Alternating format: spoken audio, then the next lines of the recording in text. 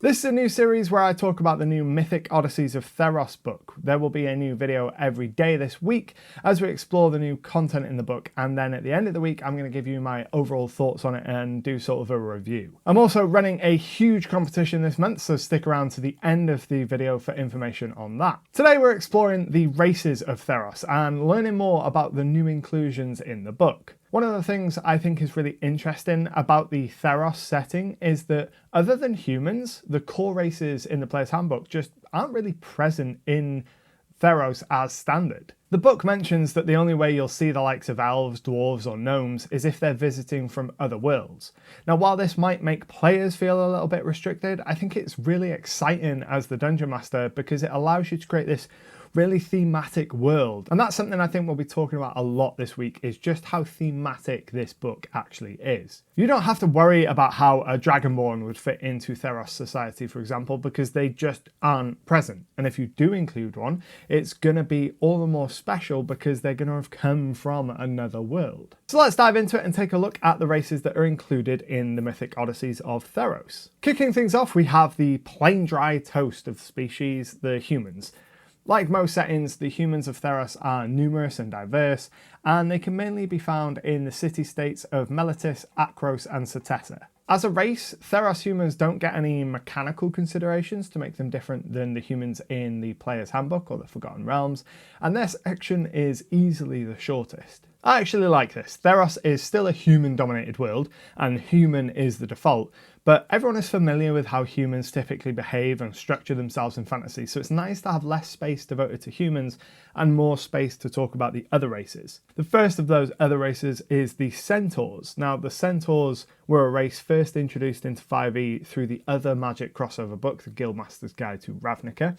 And most of the centaurs in Theros live near the human city-states, so they're a common sight to the human population. There are two major types of centaur in Theros. First up, we have the Lagona centaurs. The Lagona tend to wander the plains in family groups and can often be found as merchants trading with the human city-states. The Ferris Raiders, however, wander the plains in chosen hunting groups rather than family units. The centaurs don't tend to have permanent settlements and instead travel around the plains as a herd.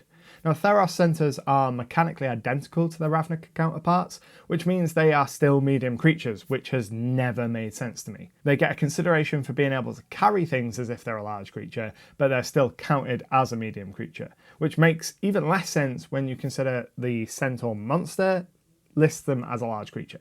Next up, we have one of the most iconic Magic the Gathering races, the Leonin. Unlike most of the races in Theros, the Leonin as a whole don't worship the gods.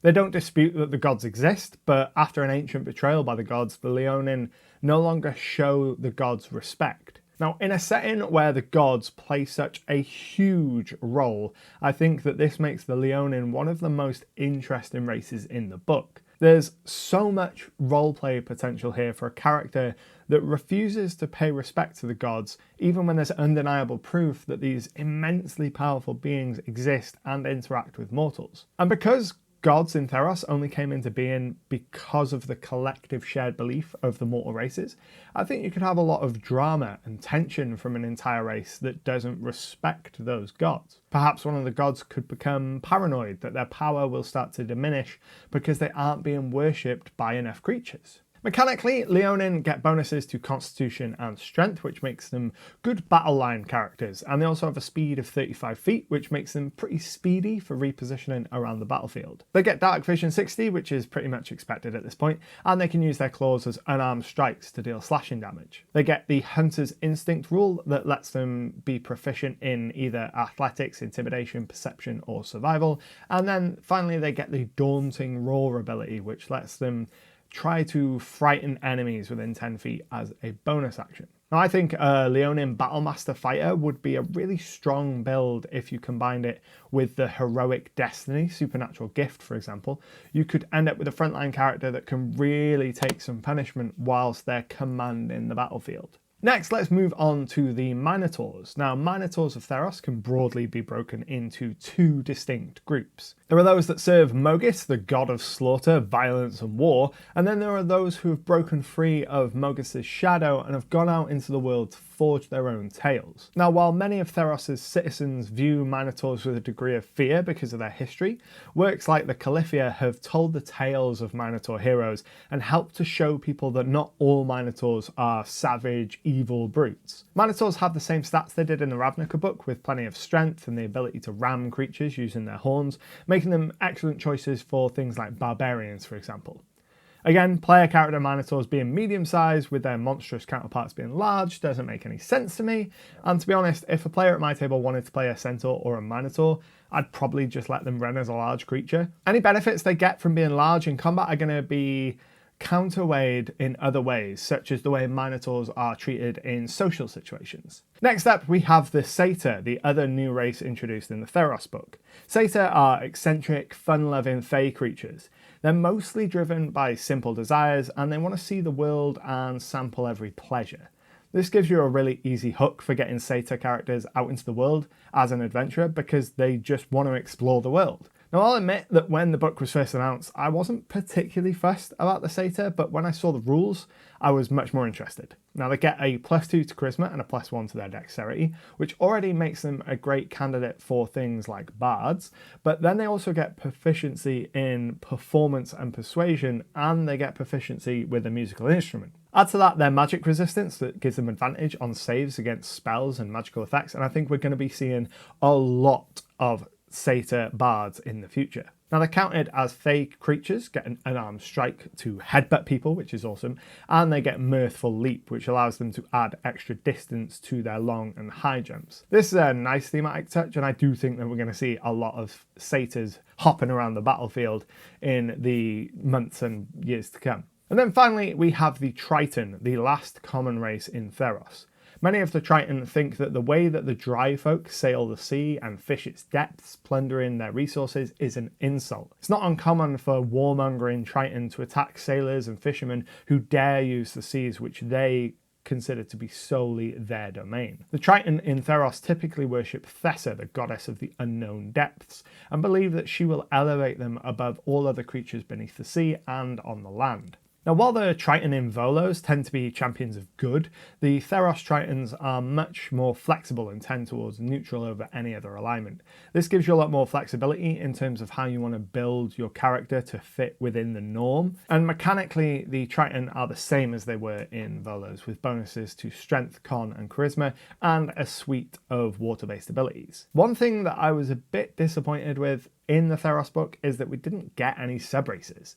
The Centaur are broken down into two distinct herds that have physical differences in the fluff, but they're all the same mechanically. I'd have liked to at least seen the Centaur get sub-races for the Lagona and Ferris herds, but overall, despite being a limited range of races and there being no sub-races, I still really like the race options in Theros.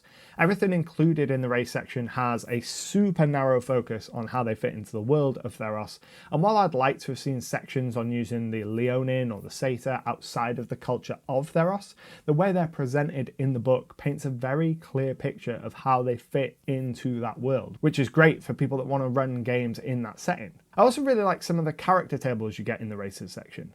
Leonin have a table for determining their relationship with the gods, Minotaurs have a table for determining how they came by their name, and SATA have a list of eccentricities that you can use to better represent their playful, fayish nature. In particular, I really like the SATA table, which includes gems like flowers are the most amazing things ever. I want to pick them, wear them, and discover their silent secrets. I just love the way it helps paint the picture of that almost childlike wonder that the SATA seem to have. For an experienced player, these tables might not be super useful, but for a new player or someone new to these races, it goes a long way in helping to better understand how these races behave and who they are as a society. Now, at the start of this video, I mentioned that I'm running a mega competition this month.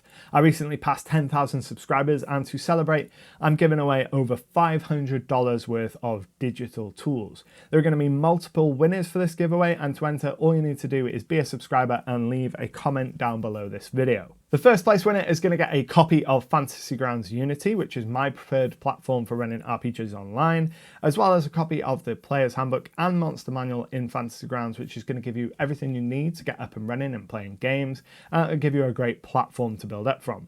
The winner's also going to get a copy of Wonderdraft, the map making tool that I have been raving about for the last year, and a copy of Dungeon Draft, the battle map making software from Megasploot, who made Wonderdraft. They'll also get an invitation to the Legend Keeper beta, allowing you to build your worlds and link all of your worlds together.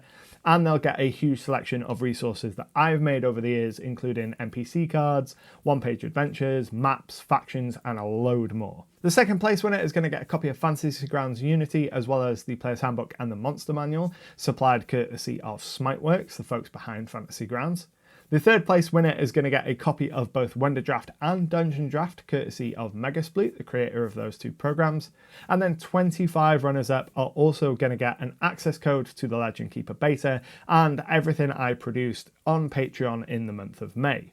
I'll be picking the winners at random on Tuesday, June 30th, so you've got plenty of time to share this video around and get your comments in down below. I really hope you enjoyed this video. If you did, be sure to leave a like down below because it helps tell YouTube that these videos are worth showing to other people. And I'd love to know which race in Theros you're most excited to play down in the comments below. But until next time, happy gaming. Thanks for watching. If you're new here, make sure to subscribe to stay up to date with all my new releases. I release new videos every other Friday. You'll find more videos just over here, and if you enjoy what I do, please consider supporting me on Patreon. Just $5 a month gets you access to loads of extra content to use in your RPG campaigns. But until next time, happy gaming.